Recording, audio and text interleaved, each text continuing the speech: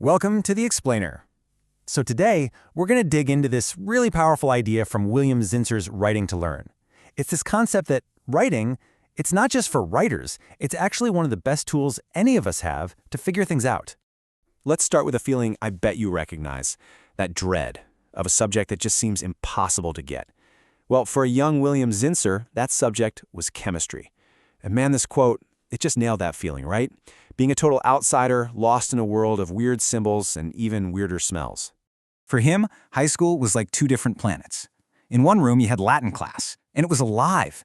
It was all stories, gods like Hermes. It made ancient Rome feel real and human.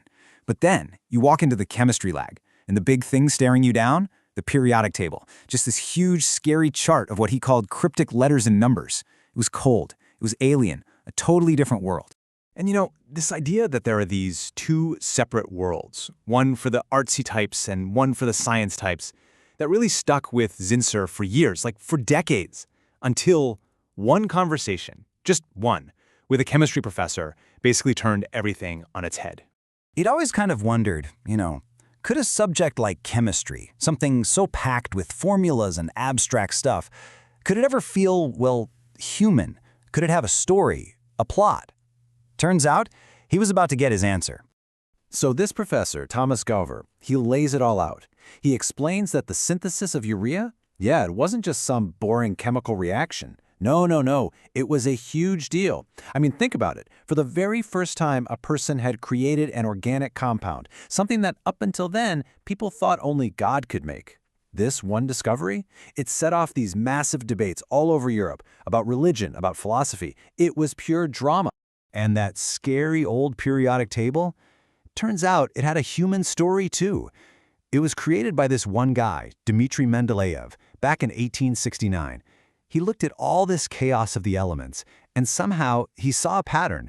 He created this beautiful, logical order out of it all. And that was Zinser's big aha moment. It clicked. Any subject, doesn't matter how scary it seems, has a human story at its core. And once that clicked, he realized, wait a minute, this isn't just about chemistry. It's about everything. Writing. Writing is the tool that helps you clarify your own thinking and find the story that's hidden inside any field. All right, so let's see how this actually works. Let's take geology. I mean, on the surface, it's just the study of rocks, right? Kind of dry. But as Zinser found out, the minute you start writing about it, the whole subject just cracks wide open in some really cool ways. Check this out. Look at how John Muir uses writing here. He's not just taking notes after the fact. He's processing this thing, an earthquake, as it's happening. I mean, in the middle of this terrifying event, his first instinct isn't just to run for his life, it's to learn something. He's using writing to turn total chaos into an actual discovery, in real time. Okay, so this idea works everywhere, right? From the literal ground we're standing on to the giant empires built on top of it. So how on earth do you even begin to explain something as huge and messy as the early British Empire? Well, if you're the historian Edmund S. Morgan, you do it in one single perfect sentence. He doesn't just give you a boring list of facts. Instead, he uses this super clear, super witty line to show you the whole kind of clumsy system of colonial rule. It's funny, it sticks in your head, and honestly, it tells you pretty much everything you need to know. That's the power of writing clearly. But okay, get ready, because the connections can get even weirder, linking up fields that you'd think have absolutely zero in common. So there was this musician at Yale, Willie Ruff, and he put together this symposium, all about rhythm. And listen to who he invited. A jazz drummer, a brain scientist, a guy who studies metals, an art historian, and a geologist. I mean, what could those people possibly have in common, right? Well, it turns out they all used writing and storytelling to explain how rhythm, whether it's in music or brainwaves or even how crystals form, was a core idea in their work. Amazing. Okay, so if writing is this amazing tool for all these experts, how do we, the rest of us, tap into that? Well, according to Zinser, the secret is all about one thing, a relentless, nonstop fight for clarity. And Zinser shows us exactly what we're fighting against. On one side, you've got this dense, soul-crushing corporate jargon that means nothing. And on the other, you have something simple, powerful, and timeless. The race is not to the swift, nor the battle to the strong. See the difference? One hides the meaning, the other reveals it, beautifully. And we get to choose which one we use. And I love this next part. It makes the point with a bit of humor. So there's this geologist who was just so fed up with terrible, confusing writing that he made this list of rules for writing badly. And of course, it's actually the perfect guide for what to avoid. It's basically saying, be clear, own your ideas, and for goodness sake, use strong, active verbs. So all of this, it's all leading to the main event, the big central takeaway from all of Zinsser's work.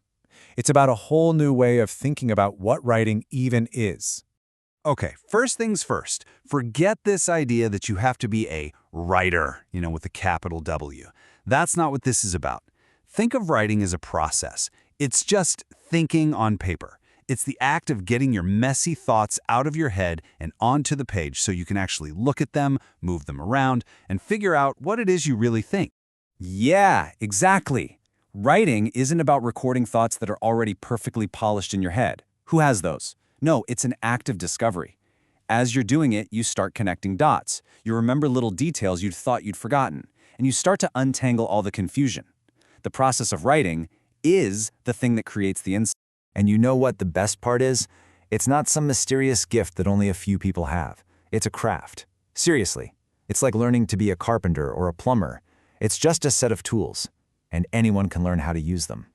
It's maybe the most powerful tool for learning we have, and it's available to literally all of us, no matter what we do for a living. So that really just leaves one final question, and this one's for you. Think about that one subject that's always felt impossible, that complex idea you really want to get your head around. And now ask yourself, what are you going to write to learn?